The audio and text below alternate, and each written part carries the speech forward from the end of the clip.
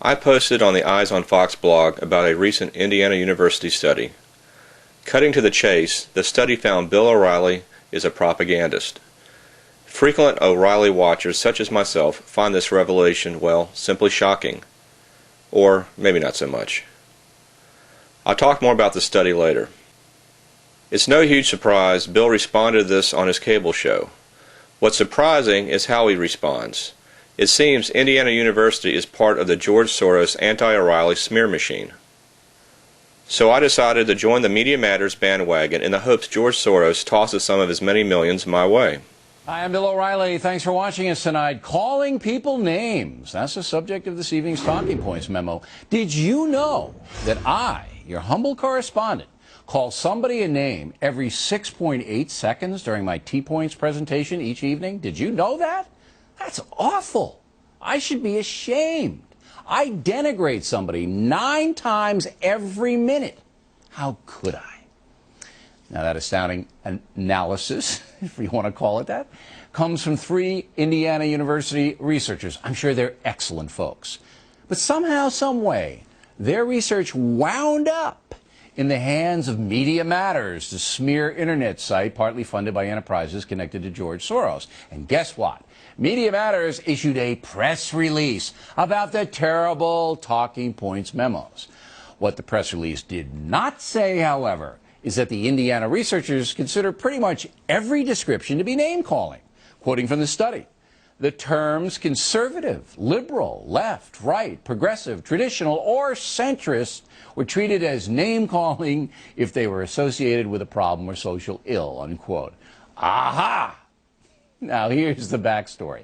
Last week, we showed you this chart detailing where far-left billionaire George Soros contributes money and how his propaganda machine works its way through the internet and into the mainstream media.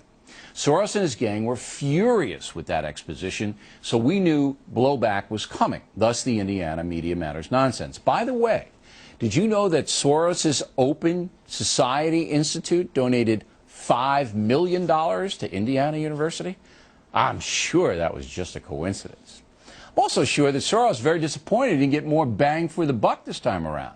Most of the committed left press didn't mention the nutty Indiana paper. Only those truly bought and paid for, elements at NBC News and Rosie O'Donnell, spit it out there. Go ahead, Behar. What do you got? I said you want to have a fight with O'Reilly because he calls people names every 6.8 seconds, apparently. Bill O'Reilly on his show. Yeah, there was an article in the paper. He insults someone or calls someone a name every 6.8 seconds. The problem is, Rosie, that no newspaper we could find printed that propaganda. You and Behar got it from Media Matters, your daily source of deception. So once again, it's beyond a reasonable doubt that the radical left Soros has built a very smooth propaganda machine that has direct access to both the ABC and NBC television networks. Think about that. That is power. Finally, let's add up the name-calling tonight.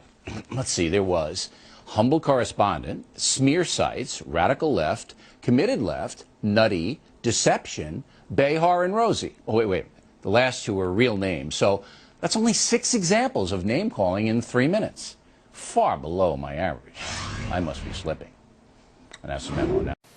Now, as I always point out, the key to understanding what O'Reilly is really talking about is to look at what he's not talking about. Notice he talks little about the Indiana University study. He does mention a criticism that the study may be too broad in its definition of name-calling. That may be a fair assessment. But aside from that detail, he ignores most of what the study is about and uncovered. At its foundation, the study researched the propaganda techniques of Father Charles Coughlin. I'll let you research Father Coughlin on your own, but based on its research, Indiana University developed 7 propaganda devices.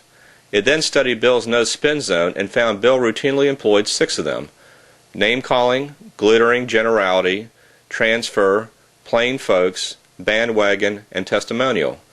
Overall, Bill grossly outperformed Father Coughlin.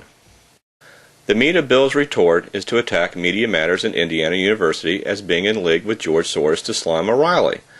Yet, even the casual observer will notice that while ace reporter Bill O'Reilly points out a $5 million contribution from a Soros-funded organization to Indiana University, he doesn't deliberately provide any details on it. Bill's research staff can't make a few phone calls? In their response, Media Matters traces the $5 million to a 2005 donation establishing an endowment for the American University of Central Asia in Kyrgyzstan. Shifting gears back to what Bill did say, his mockery of name-calling teaches casual students of journalism, such as myself, that this is how real journalists like Bill O'Reilly are supposed to behave. So let me put Bill's practical lesson to use so I can be a real journalist too. Bill, you're a right-wing, half-truth-telling, staff-molesting, Kool-Aid drinking, Bush apologizing, flag-waving, liberal assassinating, McCarthy-imitating, propaganda-loving pinhead. George Soros, if you're watching this, please drop me a line. I'll be glad to tell you where you can send my check.